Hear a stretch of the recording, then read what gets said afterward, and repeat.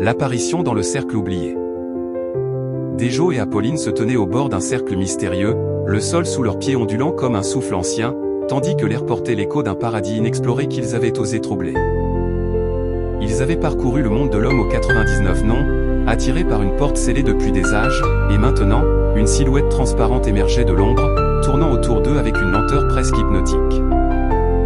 Dejo sentit un frisson parcourir son corps, comme si les murmures des portes oubliées qu'il avait toujours portées en lui se réveillaient soudain. Il observa Apolline, sa compagne de voyage, dont les yeux reflétaient une lueur d'espoir malgré la tension palpable. « On est allé jusqu'au bout d'un chemin qu'on n'a jamais choisi », murmura-t-il d'une voix décontractée, teintée de cet espoir inébranlable qui le définissait. Et pourtant, on n'a rien vu venir. Ces mots flottaient dans l'air, évoquant les leçons spirituelles qu'il avait apprises au fil de leur pérégrination, des enseignements sur la croissance personnelle et les mystères de la foi qui guidaient leurs pas. Apolline, avec sa simplicité habituelle, rassembla son courage et répondit « Non. Parce qu'on avait oublié ce qu'on avait laissé derrière nous. » Et l'oubli finit toujours par demander son prix. Sa voix, douce et emplie d'un espoir pur, résonnait comme un conte de fées où les créatures enchantées murmuraient des vérités oubliées. Elle posa une main sur l'épaule de Dejo, un geste qui rappelait les liens forgés dans leur quête commune, traversant des royaumes où les horloges anciennes battaient au rythme des âmes en évolution. La silhouette, plus distincte maintenant, prenait forme sous leurs yeux ébahis. Elle était faite de brumes iridescentes, comme un esprit gardien surgi des contes fantastiques, avec des contours qui dansaient au gré d'un vent invisible. Dejo, toujours curieux et animé par son style décontracté, s'avança légèrement, son cœur battant au rythme d'une leçon de vie qu'il pressentait. « Qu'est-ce que tu es ?» demanda-t-il, sa question glissant comme une confidence entre amis, tout en gardant cet optimisme qui le poussait à voir le bien même dans l'inconnu. Autour d'eux, le cercle pulsait, ses bords gravés de symboles anciens qui semblaient murmurer des histoires de croissance spirituelle et de portes verrouillées par le destin. Apolline, fidèle à son approche simple, observa la silhouette avec une fascination mêlée de respect. « C'est l'homme aux 99 noms, n'est-ce pas ?» dit-elle, sa voix claire et directe, imprégnée d'espoir. Elle se rappelait les légendes qu'ils avaient entendues, les récits de fées et de créatures magiques qui offraient des leçons morales à ceux qui osaient les affronter. La silhouette s'approcha, son aura enveloppant le duo d'une lumière douce, comme un souffle venu des horloges éternelles. Elle ne parlait pas, mais Dejo perçut une présence bienveillante, un guide spirituel prêt à révéler les secrets du chemin non choisi. Tandis que le sol continuait de se déplacer imperceptiblement, Dejo et Apolline sentirent une vague d'inspiration les traverser. Dejo, avec son ton espéré, ajouta « Peut-être que c'est là le début d'une nouvelle histoire, une où on apprend à embrasser l'inattendu. » Il imagina les portes oubliées s'ouvrant sur des mondes de croissance personnelle, des royaumes enchantés où les fées murmuraient des vérités sur la foi et la résilience. Apolline, hochant la tête, répondit simplement « Oui, et si on écoute, on trouvera la force d'affronter le prix de nos oublis. » La silhouette s'étendit, formant une barrière éthérée autour du cercle, comme pour les inviter à une danse mystique. Dejo tendit la main, son geste casual masquant une profonde conviction intérieure, tandis qu'Apolline observait avec une sérénité hopeful. Ils comprirent que cette rencontre n'était pas une fin, mais un pas vers une leçon plus grande, un conte où la magie et la spiritualité s'entremêlaient pour forger leur destin. Les murmures autour d'eux s'intensifièrent, porteurs de promesses de croissance et de révélation, laissant Dejo et Apolline au seuil d'une aventure qui mêlait le réel au fantastique. Dans ce moment suspendu, ils sentirent l'essence de l'homme aux 99 noms infuser l'air, une force inspirante qui les poussait à grandir. Dejo, avec son espoir inébranlable, murmura une dernière phrase, « Allons-y, ensemble. » Apolline sourit, sa réponse simple scellant leur résolution. Le cercle, vibrant d'une énergie ancienne, les enveloppa d'un halo de lumière, marquant le début d'une exploration plus profonde dans les mystères de leur monde enchanté. Les 5 voix du retour. Ils se tenaient encore dans le halo quand la voix première naquit, comme un frisson ancien qui retournait la terre sous leurs pieds. La silhouette de l'homme aux 99 noms restait immobile, translucide, et le cercle vibrait d'une patience lourde de promesses. Le premier souffle fut la forêt. Sa parole tomba comme une racine qui descend, lente et sûre, « Je suis la racine que vous avez oubliée. » Autour d'eux, l'air se raidit puis s'assouplit comme si des arbres invisibles s'éveillaient, une odeur d'humus, de sève et de feuilles mouillées monta du sol. Dejo sentit cette odeur lui pénétrer la poitrine, réveillant quelque chose de plus vieux que son propre souvenir.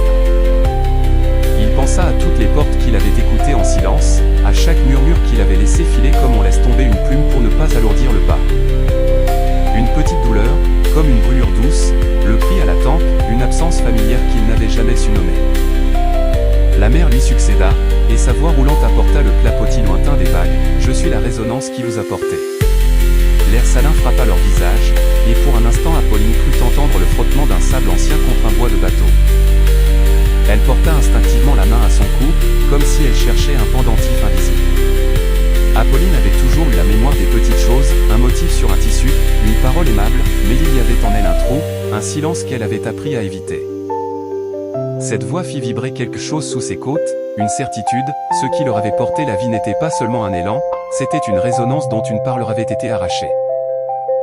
L'air, alors, glissa entre eux comme un sourire effleurant la peau, je suis l'intuition que vous avez étouffée. Ils parlaient sans hauteur, avec la clarté d'une fenêtre ouverte, ces mots semblaient se poser sur leur langue avant d'être réellement formulés. Dejo inspira profondément, et pour la première fois il sentit l'habituelle nonchalance de ses choix se heurter à une vérité plus tranchante, il avait souvent choisi la route la moins douloureuse, celle qui ne demandait pas d'expliquer ni de se souvenir. Son optimisme se mua en une question plus nette, presque inquiète, et si la facilité de l'oubli était elle-même un vol ? Apolline, simple et droite, hocha la tête. L'intuition lui souffla des images, un rire anguleux, une main qui se serrait, des fragments qu'elle aurait pu garder mais qu'elle n'avait pas su retenir. Le feu parla d'une voix qui n'était pas brûlante mais qui exigeait attention, je suis la volonté que vous avez perdue. Une chaleur fine monta de la pierre, et le halo autour d'eux clignota comme la lueur d'une chandelle reprise après une pause. La flamme parla de choix, pas de destin, la volonté n'était pas un don mais une pratique, quelque chose qu'on sait ou qu'on affaiblit par l'habitude. Dejo sentit ses épaules se redresser, comme si la voix avait soufflé sur une braise encore vivante en lui. Il s'était toujours dit qu'il avançait parfois plutôt que par force, mais maintenant il apercevait la différence, et la nécessité, de tenir ferme quand l'oubli cherchait à effacer les qualités premières de leur marche. Enfin, la terre conclut, grave et modeste, je suis la mémoire que vous avez brisée. Le sol vibra d'un accord sourd, une poussière d'ocre monta et fit danser des points de lumière à leur hauteur. Cette proclamation planta une racine plus profonde, quelque chose de concret, d'irréversible, avait été fracturé dans leur histoire et, pour revenir, il fallait réparer l'entaille. Apolline sentit une peine douce, une sorte de reconnaissance que l'oubli n'était pas blanc mais tranchant, Dejo vit, pour la première fois, l'oubli comme une entaille qui barrait un chemin qu'ils avaient voulu traverser à deux. Les voix s'unirent, et la phrase qui sortit de l'ensemble était comme un énoncé de loi, pour revenir. Trouvez ce que vous avez laissé à votre premier oubli. Le cercle entier sembla prendre un souffle et retenir le suivant. L'homme au 99 non leva la main et le puits de lumière s'élargit, projetant des anneaux de clarté qui glissèrent sur leur visage. Il ne parla pas, sa présence suffisait pour transformer l'injonction en épreuve palpable. Dejo regarda Apolline. Il y eut un silence, non pas de peur, mais de calcul. Il savait, comme il avait appris à ressentir les portes, que les mots de ce lieu n'étaient pas métaphores faciles, trouver ce que vous avez laissé et signifier réellement fouiller leur propre vie, arracher des souvenirs endormis, risquer ce que l'on avait cru mieux d'oublier. Sa voix sortit comme un souffle, légère et décidée, on y va. C'était son style, toujours prêt à alléger la gravité par une franchise douce, et pourtant ses yeux trahissaient qu'il acceptait le prix. Apolline posa sa main sur l'avant-bras de Dejo, simple et sûr. Oui. Elle n'ajouta rien, parce que pour elle les choses simples étaient souvent les plus solides, son oui avait la force d'une promesse ancienne. Elle se demandait, plus profondément qu'elle n'osait le dire, si leur premier oubli n'était pas une personne, un lieu, ou un mot qu'ils avaient choisi d'enfouir pour survivre. Son cœur battit contre sa paume, et elle sentit l'appel du cercle comme une invitation et comme un rappel. L'homme au 99 non fit un signe à peine perceptible. Autour d'eux les bords du cercle se modifièrent, des sentiers se dessinèrent, chacun bordé par un élément. 5 arches de lumière s'élevèrent, chacune réfractant l'une des voies, une arcade de racines et de feuilles pour la forêt, un tunnel d'écume palpitante pour la mer, une allée d'air où les ombres se coupaient en motifs pour l'air, un passage de braise atténué pour le feu, et une voie de pierre mémoire gravée pour la terre. L'air avait la densité d'une promesse, chacun de ces chemins était une clé et une épreuve. Ils comprirent que pour atteindre ce qu'ils avaient laissé, ce premier oubli qui agissait comme une clé perdue entre leurs mains, ils devraient traverser les 5 souffles, ou au moins en affronter l'un d'eux jusqu'à ce que la vérité remonte. Dejo tendit la main vers l'arche de la forêt sans réfléchir. Il sentit, plus qu'il ne pensa, que la racine oubliée était la première fissure à combler. Je commence par les racines, dit-il, parce que quelque part il croyait que comprendre d'où l'on venait éclaire mieux où l'on va. Son ton restait casual, mais son regard était ferme, il acceptait la proximité du travail intérieur, la poussière du passé que l'on doit parfois lécher pour en retrouver la selle. Apolline hésita une seconde puis prit sa main. Moi aussi. Elle n'avait pas besoin de raisons compliquées, là où il allait, elle irait. C'était son approche, simple, fidèle, et d'une force tranquille. Leurs doigts se serrèrent comme si une vieille habitude s'était réveillée, d'anciennes promesses d'enfance où l'on se jurait de ne pas se perdre, même lorsque le chemin devenait étranger. Ils passèrent sous l'arcade de la forêt ensemble. Immédiatement l'odeur d'humus se fit plus dense, les racines semblaient chercher leurs chevilles. Le sol était moelleux et pourtant leurs pas restaient feutrés, comme si chaque pas réveillait une histoire. Des murmures d'arbres glissèrent contre eux, non pas en mots mais en images, un visage flou entre deux branches, une chanson sans parole, une main qui tenait une autre main avant que l'image ne se fissure. Apolline s'arrêta, ses yeux s'humidifièrent, et Dejo sentit une pression derrière sa cage thoracique, une image lâchée qui voulait revenir. La forêt proposa sa première épreuve sans détour, racontez l'instant où vous avez choisi d'oublier, dit-elle, et les racines formèrent un cercle qui semblait demander confession. Nommez ce que vous avez laissé, ajouta la voix, douce et inflexible. C'était moins un ordre qu'un miroir, il suffisait de dire la vérité pour que quelque chose se dénoue. Mais dire la vérité signifiait ouvrir une blessure qu'ils avaient tous deux camouflée, peut-être pour protéger quelqu'un, peut-être pour se protéger eux-mêmes. Dejo respira, et la simplicité de son ton fut sa force. Il parla d'abord des petites choses, une chanson qu'il avait abandonnée, une porte qu'il n'avait pas ouverte, comme pour rouvrir un robinet rouillé. Puis il remonta plus loin, jusqu'à une image plus ancienne, une lumière dans un couloir où une voix appelait un nom qu'il n'avait pas appris à prononcer parce que l'écho lui faisait peur. Ces mots étaient sobres, mais chaque phrase semblait libérer une feuille, une poussière, un souvenir laissé sur le bord d'un chemin. Apolline, ensuite, parla avec sa voix claire. Elle trouva plus difficile de nommer l'absence, mais quand elle le fit, sa voix fut comme une pierre posée dans l'eau, le cercle des racines la prit et la renvoya en écho calmant. Elle parla d'un jour où elle avait décidé de ne pas demander, de ne pas chercher, de laisser un chapeau vide sur une chaise et de prétendre que la chaise était entière. Dire cela fut une douleur, et elle laissa échapper un rire fragile, qui n'était ni ironique ni joyeux, mais simplement un pont entre la blessure et la réparation. Les racines frémirent et se retirèrent un peu, comme pour laisser un passage. La forêt, d'une voix qui avait le ton d'un vieux sage, déclara « Le premier oubli commence par ce que l'on n'a pas nommé. Vous avez nommé, le chemin s'ouvre. » Une lumière verte coula à leurs pieds, quelque chose d'ancien se souleva, un fossile de mémoire qu'ils n'avaient pas su que leur cœur avait gardé. Ils n'étaient pas guéris. Ils n'avaient pas tout retrouvé. Mais la première fissure s'était mue en passage praticable. Les autres souffles attendaient, chacun avec ses propres lois, ses propres demandes. Le choix initial, retrouver la mémoire en acceptant le prix, l'oublier et laisser l'oubli les libérer de ses poids, n'avait pas été effacé, il s'était simplement déplacé plus loin, vers des portes où la vérité serait plus dure à prononcer. Dejo et Apolline échangèrent un regard qui contenait une multitude de choses non dites, peur, courage, la reconnaissance qu'ils ne marchaient pas seuls. Ils continuèrent, mains liées, vers l'intérieur de la forêt, sachant que chaque pas les rapprocherait de leur premier oubli, et que, peut-être, en le retrouvant, ils découvriraient que ce qu'ils avaient laissé n'était pas seulement une perte, mais aussi la graine d'un retour possible. L'heure du décembre. Ils avaient franchi la première fissure, sous leurs pas, la forêt avait laissé remonter un fossile de mémoire qui vibrait d'une lumière verte timide. Apolline eut alors la première vision, et Dejo la suivit comme on suit un écho. Apolline vit une soirée de décembre comme on voit un papier jauni qu'on aurait cru perdu et qui brûle doucement à la lisière d'une pièce. Il y eut une table mince, une nappe qui avait connu trop de taches pour que l'on se rappelle de toutes, une fenêtre embuée où glissait la trace d'un doigt, l'odeur trop nette d'orange et de clous de girofle. Au centre, une chaise vide où reposait un chapeau, le même chapeau que, quelques pas plus tôt, elle avait nommé sans larmes dans le cercle, et, très près, un petit objet brinque-ballant dont elle ne savait d'abord pas s'il appartenait au présent ou à un passé qu'on avait voulu rendre léger. Puis l'enfant entra dans la vision comme on entre sans bruit dans une maison qu'on croit connaître, il y eut une respiration, un rire hésitant, puis, comme une main qui ferme une porte avec trop de colère, le bruit qui suivit fut une absence. Dejo regarda Apolline et vit ses épaules se fermer.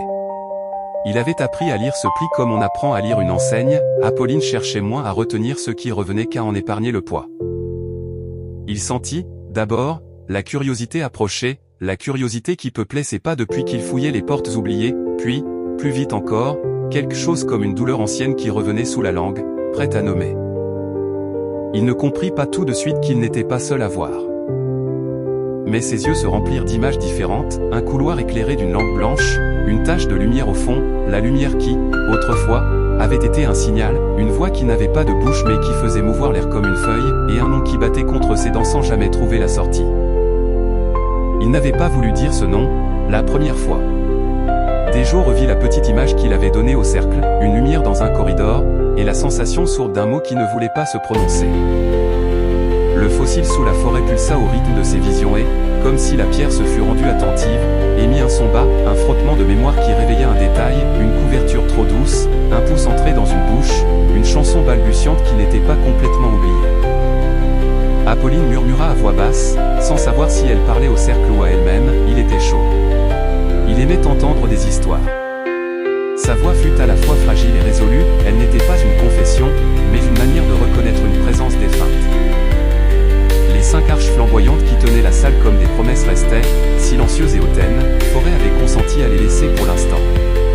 L'homme au 99 non flottait à la périphérie, sa silhouette transparente presque plus dense que l'air qui le traversait. Il n'avait pas parlé, jamais, mais il pouvait promettre autrement. Ses gestes avaient fait vibrer les voix élémentaires, ses doigts avaient ordonné la lumière, et ses yeux, si l'on pouvait nommer ainsi les endroits où un visage aurait dû être, avaient offert des images comme on offre des chemins. La silhouette fit un geste lent, et le fossile s'ouvrit d'un centimètre comme s'il consentait à respirer. De l'intérieur, une image se dégagea, un enfant qui tournait sur lui-même, ses genoux montrant des trous de joie, une salive brillante à l'angle des lèvres. Il n'y eut pas de parole, mais la vision fut complète. Apolline sentit ses genoux ployés, Dejo retint une explication, il n'avait pas besoin de mots pour savoir ce que le fossile leur tendait. Le souvenir voulait revenir. Le prix, comme toujours dans ces lieux, se faisait attendre, patient et précis. Alors la silhouette fit un autre geste, plus brusque, l'air devint épais d'une nouvelle possibilité. Des images s'alignèrent en une proposition muette, l'enfant vivant à nouveau, riant, traversant la pièce sans frôler l'ombre qu'il avait pris. Le cœur de Dejo s'affola, beaucoup de gens venaient au cercle pour récupérer des choses perdues, ici, l'enjeu semblait plus strict, plus intime. Apolline sentit la chaleur d'une promesse courir le long de ses veines, une chaleur douce, trompeuse comme un feu de cheminée qui dissimule un foyer vide. L'homme au 99 non ne parla pas, mais la proposition s'écrivit dans l'air, comme une phrase non dite, il pouvait rendre ce qui avait été pris. En échange, il fallait effacer. Effacer quoi ? L'image qui suivit répondit, effacer tout ce qu'ils avaient vécu depuis le commencement, non seulement les douleurs, mais chaque sourire, chaque apprentissage, chaque verbe conjugué en leur vie. Ce n'était pas la disparition du chagrin seul, c'était la disparition de tels qu'ils étaient devenus, jusqu'à l'origine d'eux-mêmes. La silhouette montra l'idée sans la dire, un fil tiré en arrière jusqu'à une source, et tout, ensuite, inversé, effacé, remis à zéro. Vivre encore, oui, mais sans mémoire du chemin qui les avait fait, vivre heureux, sans poids, mais n'étant plus ceux qui avaient aimé, perdus, appris. Apolline posa la main sur le fossile. Sa paume fut comme une encre, la chaleur du bois, l'odeur d'orange, le chapeau sur la chaise, tout revint en une vague concentrée. Je l'entends parfois, dit-elle enfin, simple voix qui ne voulait ni plaider ni se cacher. La chanson. Elle revient quand je lave la vaisselle ou quand le vent fait claquer une porte. Dejo l'écouta. Il ne répondit pas tout de suite, il allait mieux lorsqu'il parlait avec un peu d'humour, lorsqu'il faisait scintiller une phrase comme une clé. Mais cette fois ses mots restèrent à l'entrée, et si ce qu'on efface n'est pas seulement la douleur ? Il laissa la question ouverte, parce qu'il connaissait la peur qui suivait. Le mot qu'il n'avait pas pu prononcer au début s'approcha de sa langue, il sentait la forme des syllabes sans pouvoir les relâcher proprement. Dans sa vision, le nom avait été atone, presque étranger, morné. La pierre sous leurs doigts émit une résonance quand ce son effleurait l'air, il n'était pas complet, et pourtant il suffisait à ouvrir une porte neuve de nostalgie. Dejo sentit que l'énoncé tout entier serait comme arracher un pan de mur de leur vie et le tendre au vide. Il redouta d'appeler le nom et de le voir se dissoudre en vérité. Qu'est-ce que ça veut dire, être heureux encore, demanda Apolline, sans détour, comme si la question était une clé qu'elle voulait tourner. Sa voix n'était pas faible, elle était simple et précise. Elle avait toujours su nommer l'essentiel, la présence, l'amour, le souffle partagé. Si on ne se souvient plus, on le sera vraiment. La proposition de la silhouette, ressusciter l'enfant si l'on acceptait l'effacement, devint une épreuve morale plus qu'une promesse miraculeuse. Les voix élémentaires, jusque-là tenues en arrière, semblaient attendre. La mer murmurait un ressac lointain dans l'oreille de Dejo, l'air provoquait une intuition claire et froide, la terre vibrait, comme si elle pesait la balance entre ce qu'ils avaient été et ce qu'ils pourraient redevenir. Forêt avait déjà montré qu'ouvrir le chemin demandait des confessions. Ici, la confession n'était pas d'abonner d'un contrat, que donnerait-on en échange de la renaissance? Dejo pensa à ce que l'oubli lui avait coûté jusqu'à présent, de petites choses, un visage détaché d'une photographie, la trace d'une promesse perdue, la sensation que quelque chose l'habitait sans lui appartenir. Mais il pensa aussi aux choses qu'il avait apprises après la perte, l'écoute plus lente, les chansons que lui avait apprises Apolline, la manière dont la vie lui semblait moins pressante. S'effacer, c'était renoncer à ces secondes qui avaient sculpté leur regard. C'était accepter d'être en partie faux pour être heureux d'une autre manière. L'idée le fit vaciller. Apolline, quant à elle, posa sa main sur la joue de Dejo d'un geste qui n'était pas question mais soutien.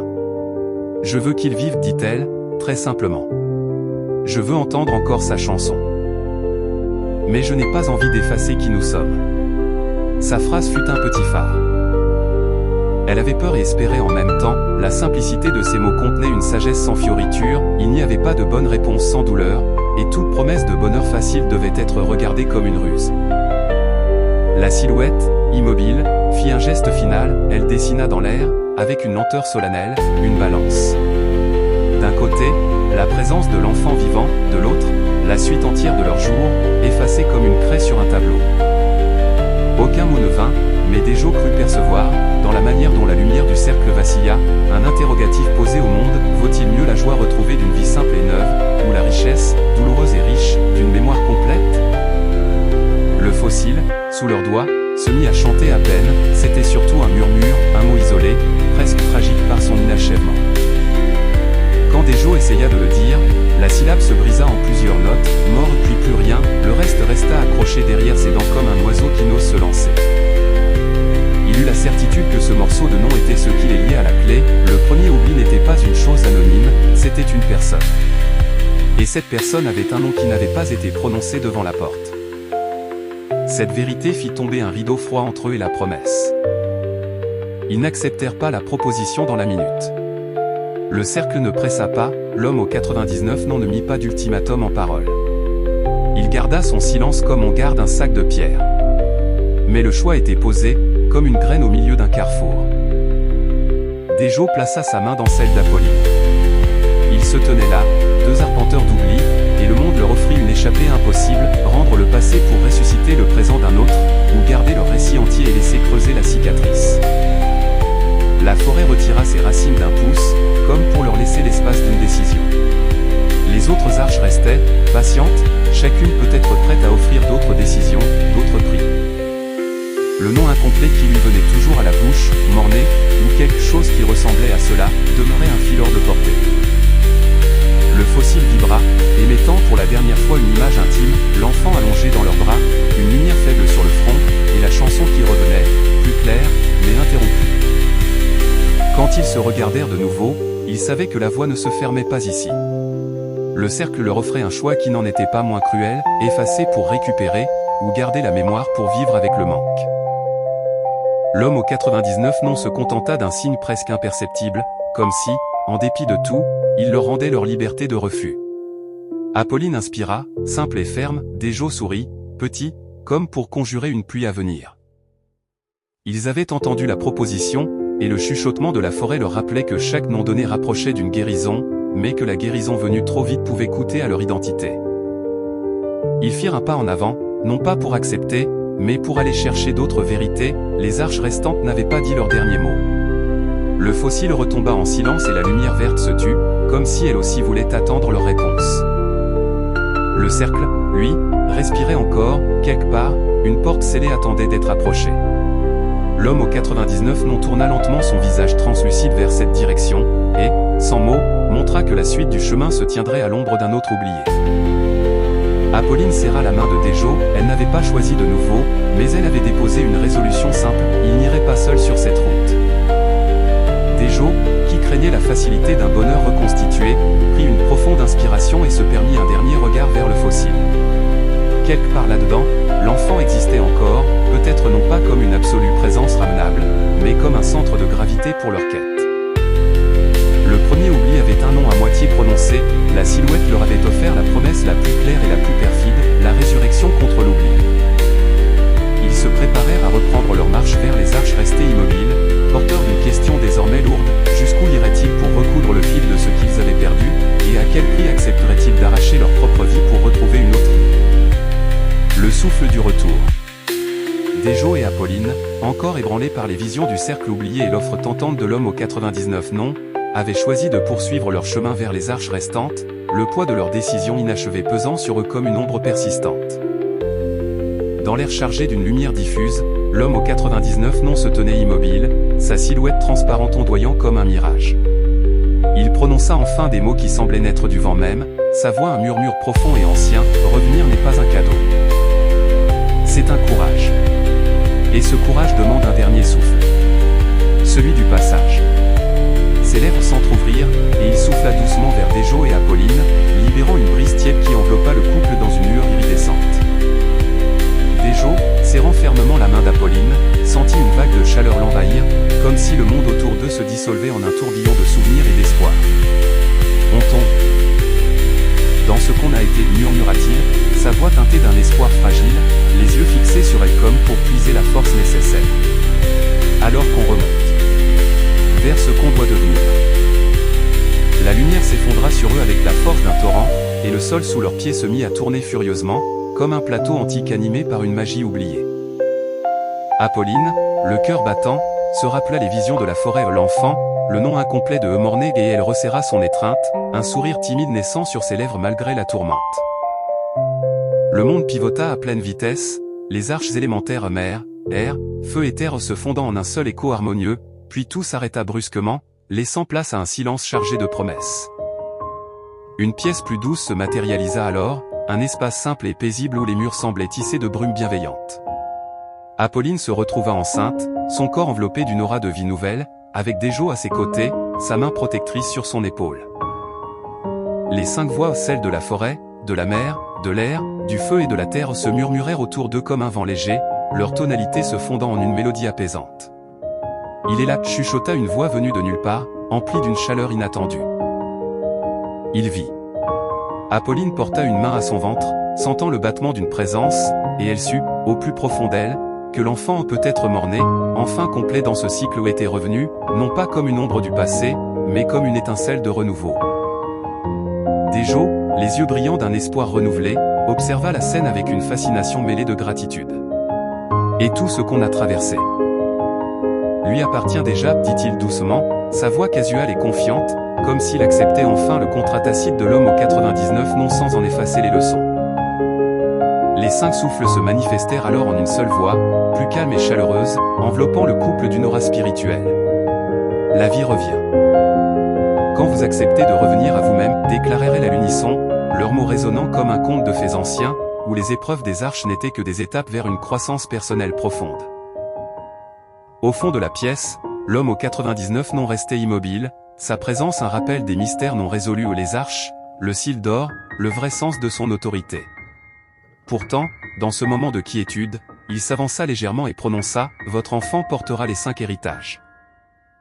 Et vous porterez le sien. » Le cycle s'achève ici. Apolline, avec sa simplicité habituelle, leva les yeux vers Dejo, un sentiment de plénitude l'envahissant. Ensemble, ils avaient affronté les oublis et les visions, refusant l'effacement total pour embrasser une renaissance authentique. L'air se chargea d'une magie inspirante, les voix s'estompant en un murmure final, laissant le couple face à leur nouveau commencement.